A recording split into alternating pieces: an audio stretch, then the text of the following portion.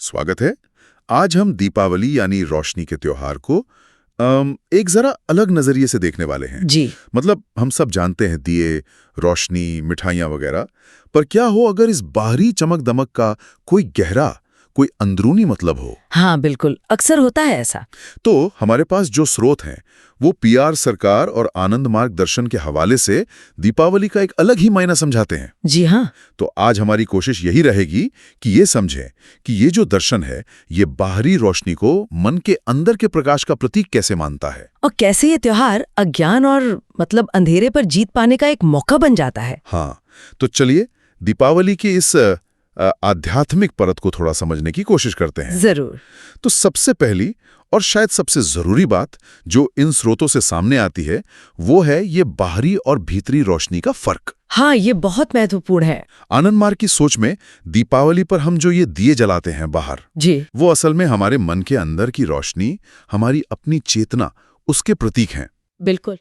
इसका असली मकसद सिर्फ बाहर उजाला करना नहीं है, बल्कि आध्यात्मिक ज्ञान से, जागृति से अपने अंदर का जो अज्ञान है, जो अंधेरा है, उसको मिटाना है। अच्छा, ये बात दिलचस्प इसलिए भी हो जाती है क्योंकि दीपावली आती है कार्तिक महीने की अमावस्या को। जी, जिसे साल की सबसे अंधेरी रात भी कहते हैं।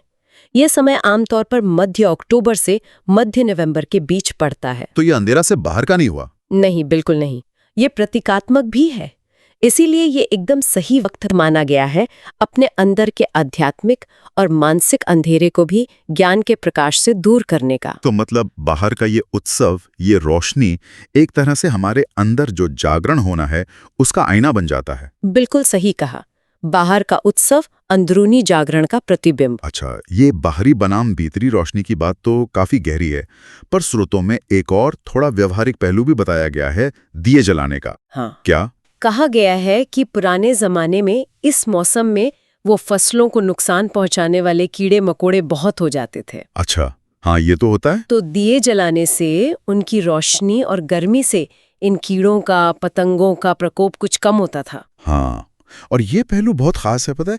ये दिखाता है कि कैसे एक बाहरी, एक बिल्कुल प्रैक्टिकल जरूरत, फसलों की सुरक्षा, उसको आध्यात्मिक प्रतीक से जोड़ा गया है। कैसे? जैसे दिए बाहरी कीड़ों को नष्ट करते हैं, वैसे ही हमारे अंदर का ज्ञान, हमारा ध्यान, वो हमारे नकारात्मक विचारों को, बुरी भावनाओं को, हमारे मन के कीड़ों को नष्ट करता है। अरे वाह, ये तो बाहरी सुरक्षा और आंतरिक शुद्धि का कितना सुंदर मेल है ना? ये दिखाता है कि ये दर्शन सिर्फ हवाई या अमूर्त विचारों तक नहीं है, बल्कि जीवन के व्यवहारिक पहलुओं से भी जुड़ा है। बिल्कुल। तो ये तो हुआ दीपावली के पीछे का विचार। अब अगर हम आनंद मार्ग में इसे मनाने के तरीकों पर आएं, तो स्रोत कुछ खास प्रथाओं का जिक्र करते हैं। जी हाँ, कई प्रथाएं हैं। जैसे सामूहिक ध्यान, जिसे ईश्वर प्रणिधान कहा जाता है। हाँ, ये केंद्रीय है। फिर है गुरु पूजा या वर्णार्घ्य दान, जिसमें रंगों का अर्पण होता है। जी। सामूहिक उत्सव तो है ही, और साथ में वो तांडव नृत्य के साथ जुलूस निकालने का भी जिक्र है। बिल्कुल। ईश्वर प्रणिधान यानी सामूहिक ध्यान, इस पर थोड़ा और गौर करना जरूरी है। हाँ, बताएं। ये सिर्फ अकेले में ध्यान करने जैसा नहीं है। इसका जोर सामूहिक चेतना पर है। जब बहुत सारे लोग एक साथ मिलकर परम सत्ता पर ध्यान लगाते हैं, तो ये माना जाता है कि उसकी शक्ति कई गुना बढ़ जाती है। अच्छा। ये व्यक्तिगत साधना से ऊपर उठकर एक तरह की कलेक्टिव स्पिरिचुअल एनर्जी बनाने की कोशिश है। आनंद मार्ग के मूल सिद्धांतों में ये बात है कि आध्यात्मिक विकास में सामूहिकता का बहुत महत्व है। और आपने वर्णार्घ्य दान का जिक्र किया, रंगों का अर्पण, इसका क्या खास मतलब है इस संदर्भ में? देखिए, वर्ण मतलब रंग और अर्घ्य मतलब अर्पण। इस पूजा में अलग अलग रंगों को गुरु या परम सत्ता के प्रतीक पर चढ़ाया जाता है। हर रंग को अलग अलग मानवीय गुणों, भावनाओं या मन की वृत्तियों का प्रतीक माना जाता है। तो रंगों को अर्पित करने का भाव ये है कि हम अपने सारे गुण, सारी भावनाएं, चाहे वो अच्छी हो या बुरी, वो सब परम चेतना को सौंप रहे हैं, ताकि वो उन्हें शुद्ध करे, उन्हें दिव्यता में बदल दें। ये एक तरह से अपने आप को पूरी तरह समर्पित कर देने का, सौंप देने का एक प्रतीकात्मक काम है। समझ गया। हाँ। और तांडव नृत्य, ये तो हम भगवान शिव से जोड़ते हैं आमतौर पर। हाँ। इसका दीपावली से क्या संबंध है आनंद मार्ग में? हाँ, पारंपरिक रूप से तांडव शिव का नृत्य है, जो सृजन और विनाश दोनों का प्रतीक है। आनंद मार्ग दर्शन में तांडव नृत्य को एक बहुत शक्तिशाली आध्यात्मिक अभ्यास माना जाता है। अच्छा। ये एक तेज ऊर्जा से भरा हुआ नृत्य है जिसे ज्यादातर पुरुष साधक करते हैं। इसका मकसद होता है जड़ता, आलस्य, नकारात्मकता और मन की जो पुरानी गांठें हैं उनको तोड़ना। तो दीपावली में इसका क्या रोल हुआ? दीपावली के संदर्भ में तांडव नृत्य अज्ञान और अंधेरे के विनाश का प्रतीक बन जाता है। ये उस भीतरी रोशनी को प्रकट होने के लिए जगह बनाता है जिसकी हम बात कर रहे हैं। यानी बुराई पर अच्छाई की जीत को शारीरिक रूप से दर्शाने का एक जोरदार तरीका। बिल्कुल, एक वाइब्रेंट तरीका। ये सभी प्रथाएं तो काफी विस्तृत लग रही हैं। क्या इनका कोई लिखित मार्गदर्शन भी मौजूद है? हाँ बिल्कुल, इन सभी प्रथाओं का और दीपावली कैसे मनानी है इसका पूरा विधान, इसका विस्तृत वर्णन आनंद मार्ग की एक महत्वपूर्ण किताब है चर्याचर्य, उसमें मिलता है। चर्याचर्य जी, ये किताब अनुयायियों के लिए एक तरह की आचार संहिता और गाइड बुक जैसी है। इसमें रोजमर्रा की जिंदगी से लेकर खास उत्सवों तक के नियम और प्रक्रियाएं बताई गई हैं। तो दीपावली कैसे मनाई जाए, उसके पीछे का दर्शन क्या है, ये सब उसमें विस्तार से दिया गया है। अच्छा, इस मौके पर गाने बजाने का भी जिक्र है। एक पारंपरिक गीत है प्रभात संगीत संख्या 63, जिसका शीर्षक है दीपावली सजाए छी प्रभु। हाँ, ये बहुत सुंदर गीत है। ये गीत पीआर सरकार ने ही 29 अक्टूबर 1982 को रचा था। इसके शुरुआती बोल कुछ ऐसे हैं, दीपावली सजाए छी प्रभु तुम्हारे करिते बरन, एसो तुम्हें हृदय माझे नीति नीति नव साझे, धीरे धीरे फेलिया चरण। हाँ, और आगे की पंक्तियां हैं, एसो तुम्हें मन माझे आरो गाने आरो नाचे, मृदुहासी कौरी बिकीरन, एसो तुम्हें भाव लोके छंदे और नभा लोके, जागाए मोहन स्पंदन। जी, इसका भावार्थ अगर समझें तो कुछ ऐसा है, हे प्रभु, मैंने आपके स्वागत के लिए ये दीपों की कतार सजाई है। आप रोज रोज नए रूप में मेरे हृदय में पधारें, धीरे धीरे अपने कदम रखते हुए। आप और ज्यादा गीत और नृत्य के साथ मेरे मन में आए, अपनी मीठी मुस्कान बिखेरते हुए। आप एक नई लय और नई रोशनी के साथ मेरी भावनाओं की दुनिया में आए और एक मोहक स्पंदन जगाएं। हाँ, कितना सुंदर भाव है। हाँ, बहुत सुंदर। ये गीत बहुत अच्छे से उस भावना को पकड़ता है जिसकी हम चर्चा कर रहे हैं। ये सिर्फ बाहरी सजावट की बात नहीं कर रहा। नहीं, हृदय में पधारें, मन में आएं, भावनाओं की दुनिया में आएं, ये सब सीधे सीधे उस अंदरूनी स्वागत और अंदरूनी प्रकाश की तरफ इशारा करते हैं। हाँ, यहाँ प्रभु या परम चेतना को अपने अंदर महसूस करने की, अपने अस्तित्व के केंद्र में बिठाने की एक गहरी इच्छा दिख रही है। और वो रोज रोज नए रूप में आना। हाँ, ये भी महत्वपूर्ण है। ये लगातार आध्यात्मिक नवीनीकरण और जागरूकी की पुकार है, जो दीपावली के संदेश अंधेरे से उजाले की ओर लगातार यात्रा से पूरी तरह मेल खाती है। बिल्कुल, ये तो हुई आनंद मार्ग की प्रथाओं और भावनाओं की बात।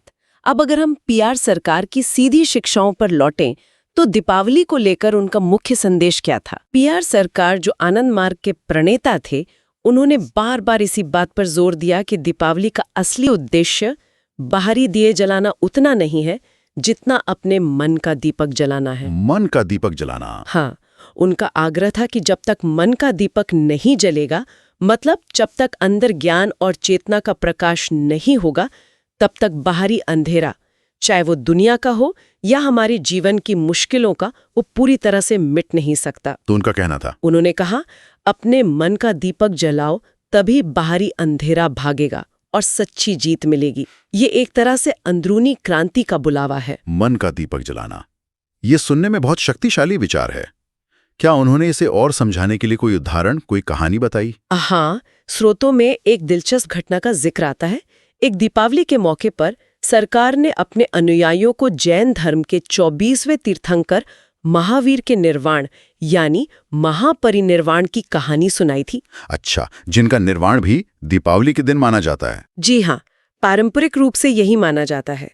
तो सरकार ने इस बात पर जोर दिया कि जब महावीर ने शरीर छोड़ा तो उनके अनुयायियों ने रोना पीटना या शोक मनाना शुरू नहीं किया। तो उन्होंने क्या किया फिर? उन्होंने ज्ञान के दीपक जलाए। सरकार ने समझाया कि महावीर के शिष्यों ने सोचा कि ठीक है, भौतिक जगत का एक प्रकाश चला गया महावीर के रूप में, पर हमें ज्ञान का आंतरिक प्रकाश जलाए रखना है। वाव! इसलिए उन्होंने दीपक जलाकर उत्सव मनाया। सरकार का संदेश ये था कि जीवन के बड़े से बड़े बदलाव यहाँ तक कि मृत्यु जैसे आखिरी सच का सामना भी अंधेरे, डर या शोक से नहीं करना चाहिए, बल्कि ज्ञान, प्रकाश और धर्म के प्रचार से करना चाहिए। ये कहानी इस बात पर जोर देती है कि असली चीज वो अंदरूनी प्रकाश है जो बाहरी हालात बदलने पर भी स्थिर रह सकता है और रहना चाहिए। ये तो बहुत ही गहरा दृष्टिकोण है। शोक के बजाय उत्सव, अंधेरे के बजाय प्रकाश पर ध्यान देना, वो भी इतने बड़े मौके पर। ये वाकई सोचने पर मजबूर करता है कि हम जीवन की चुनौतियों का सामना कैसे करते हैं। बिल्कुल। और ये नजरिया हमें दीपावली की जो पारंपरिक कहानियां हैं उन्हें भी एक नए ढंग से देखने में मदद करता है।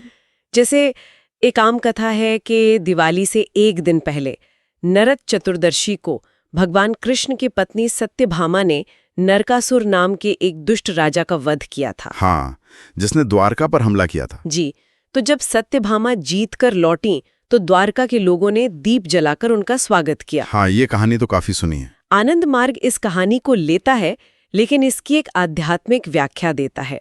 यहाँ नरकासुर सिर्फ बाहरी दुश्मन नहीं है, तो वो हमारे अंदर के नरक यानी बुराइयों, अज्ञान और नकारात्मक आदतों का प्रतीक बन जाता है। और सत्यभामा जो जीत हासिल करती है वो जागृत चेतना या आध्यात्मिक शक्ति का प्रतीक है। अच्छा, तो द्वारकावासियों का दीप जलाना सिर्फ बाहरी स्वागत नहीं है, बल्कि उस अंदरूनी जीत का उत्सव है जब हमारी आध्यात्मिक शक्ति हमारे अंदर की बुराइयों पर जीत हासिल करती है। तो इस तरह अब एक ऐतिहासिक या पौराणिक कहानी भी अंदरूनी जागरण के संदेश से जुड़ जाती है। बिल्कुल, हर चीज को अंदरूनी अर्थ दिया गया है। तो अगर हम इस पूरी चर्चा को समेटें तो आनंद मार्ग की नजर में दिवाली सिर्फ एक रात का त्योहार नहीं है। नहीं, बिल्कुल नहीं। बल्कि ये एक लगातार चलने वाली प्रक्रिया है, अपने अंदर के प्रकाश को जगाने की, अज्ञान पर जीत पाने की और इसे सामूहिक रूप से अनुभव करने की। हाँ, ईश्वर प्रणिधान जैसा सामूहिक ध्यान, वर्णनार्घ्य दान जैसी समर्पण की क्रिया, तांडव नृत्य जैसा नकारात्मकता का नाश और वो दीपावली सजाए छी प्रभु जैसा गीत, ये सब उसी गहरे आध्यात्मिक लक्ष्य की ओर ले जाते हैं। सही कहा। और पीआर सरकार का वो सरल लेकिन गहरा संदेश कि मन का दीपक जलाओ, जी, वो जैसे इस पूरे दर्शन का सार है। जी, बाहरी रोशनी जरूरी है, प्रतीक के तौर पर महत्वपूर्ण है, लेकिन असली बदलाव, असली दिवाली तब मनती है जब अंदर ज्ञान और चेतना का प्रकाश होता है।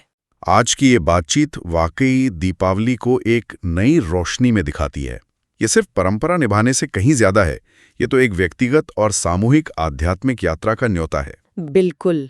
और ये हमें इस विचार के साथ छोड़ जाता है, जैसा कि महावीर की कहानी ने हमें दिखाया, क्या हम जीवन के मुश्किल पलों का, बड़े बदलावों का या यहाँ तक कि किसी हानि का सामना शोक और अंधेरे में डूबने के बजाय आंतरिक प्रकाश को और ज्यादा फैलाने के संकल्प से कर सकते हैं? ज्ञान और सकारात्मकता का दीपक चलाने के संकल्प के साथ। व्यक्तिगत स्तर पर हम सबके लिए उस अंदरूनी रोशनी को जलाने का असल मतलब क्या हो सकता है और हम उसे अपनी रोजमर्रा की जिंदगी में कैसे जलाए रख सकते हैं? ये शायद दीपावली का सबसे गहरा सवाल है।